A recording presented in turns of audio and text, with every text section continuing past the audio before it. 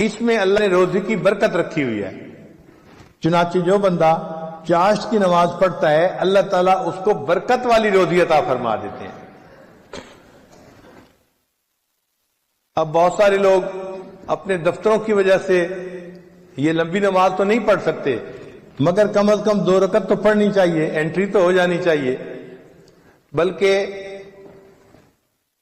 فقہا نے تو یہاں تک لکھا ہے کہ اگر یہ بندہ دفتر میں اتنا مصروف ہو جاتا ہے کہ وہاں اس کے لیے نفل پڑھنا ممکن نہیں ہوتا تو اشراق کے وقت میں 2 رکعت نفل اشراق کی نیت سے پڑھ لے اور 2 رکعت نفل چاشت کی نیت سے پڑھ لے، اللہ اس کو بھی قبول فرما لیں گے.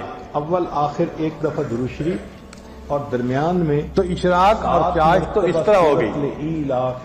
پھر اس کے بعد تیسری نماز ہے جس کو صلاۃ اوابین کہتے ہیں، اور پھر دعا مانگیں. اس عمل وہ مغرب کے بعد رزق کی 6 رکعت پڑھنی ہوتی ہیں نفل، مغرب اور عشاء کے درمیان میں فرما دیتے ہیں. کوئی مشکل نہیں، اگر انسان ہمت کر لے تو پڑھ سکتا ہے. 6 رکعت نفل پڑھنے پہ 5 منٹ لگتے ہیں یا 6 منٹ لگتے ہیں، لیکن اجر پتہ ہے کتنا؟ حدیث پاک میں ہے کہ جو بندہ اوابین کے 6 رکعت نفل پڑھتا ہے اللہ اس کو 12 سال کی عبادت کا ثواب عطا فرما دیتے ہیں.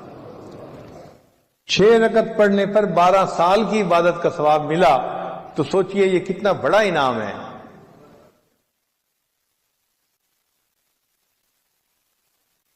جو لوگ حفاظ ہیں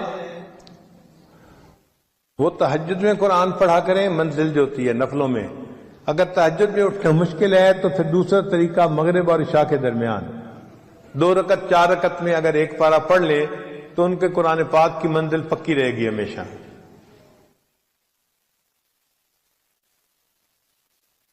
اور رات کی نماز کو تہجد کی نماز کہتے ہیں.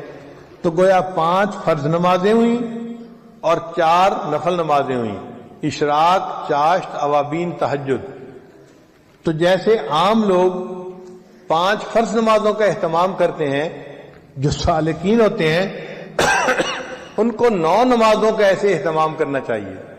ان کے لیے یہ 4 نمازیں بھی محبت کی بنا پہ فرض کی مانند ہوتی ہیں نفل نمازیں، لیکن محبت کے میدان میں وہ اس طرح اس کو ادا کرتے ہیں جیسے فرض ہوتا ہے.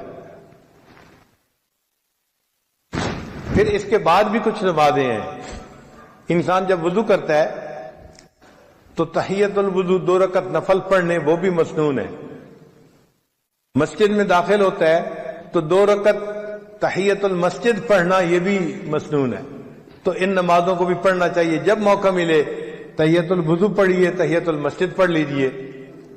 پھر اگر انسان سے کوئی غلطی ہو گئی تو صلاۃ التوبہ 2 رکعت توبہ کے پڑھنا یہ بھی حدیث سے ثابت ہے. پھر اگر اللہ نے کوئی نعمت عطا فرما دی تو 2 رکعت شکرانے کے ادا کرنا یہ بھی حدیث پاک سے ثابت ہے.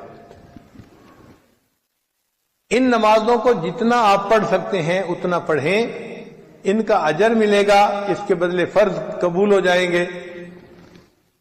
اور قیامت کے دن اللہ تعالیٰ بندے کو نبی علیہ السلام کی رفاقت عطا فرمائیں گے اور اونچا مرتبہ عطا فرمائیں گے.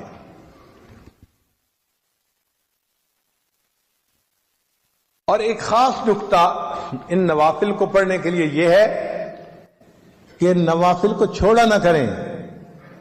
کیوں؟ ہم نہیں جانتے کس جگہ کا کیا ہوا ہمارا سجدہ ہمارے اللہ کو پسند آ جائے. تو یہ سوچا کریں کہ ہو سکتا ہے یہ جو نفل نماز میں پڑھ رہا ہوں میرا یہ سجدہ میرے مالک کو پسند آ جائے. علامہ اقبال نے کہا واقف ہو اگر لذت بیداری شب سے، واقف ہو اگر لذت بیداری شب سے، اونچی ہے ثریا سے بھی یہ خاک پر اسرار. یعنی یہ خاک کی مٹھی انسان جو ہے یہ ثریا سے بھی اونچا چلا جاتا ہے. اللہ تعالی ہمیں بھی بیداری شب کی لذت عطا فرمائے. تیری محفل بھی گئی، چاہنے والے بھی گئے، شب کی آہیں بھی گئیں، صبح کے نالے بھی گئے. ایک وقت تھا کہ نوجوان رات کے آخری پہر میں اٹھتا تھا، اللہ کی محبت میں آہیں بھرتا تھا اور اللہ کے سامنے اپنی فریاد بیان کرتا تھا. آج راتوں کو اٹھنے والے بہت تھوڑے ہو گئے. اس قحط الرجال کے دور میں دلوں میں یہ نیتیں کیجئے کہ ہم ان نوافل کو باقاعدگی سے پڑھیں گے اور تہجد کو پابندی کے ساتھ پڑھیں گے اور اللہ کی عبادت کریں گے، اپنے اللہ کو منانے کی کوشش کریں گے۔ اللہ تعالی ہمارے معاملات کو ٹھیک کر دے اور ہمیں اللہ تعالی اپنے مقبول بندوں میں شامل فرمائے۔ وآخر دعوانا ان الحمد للہ رب العالمین۔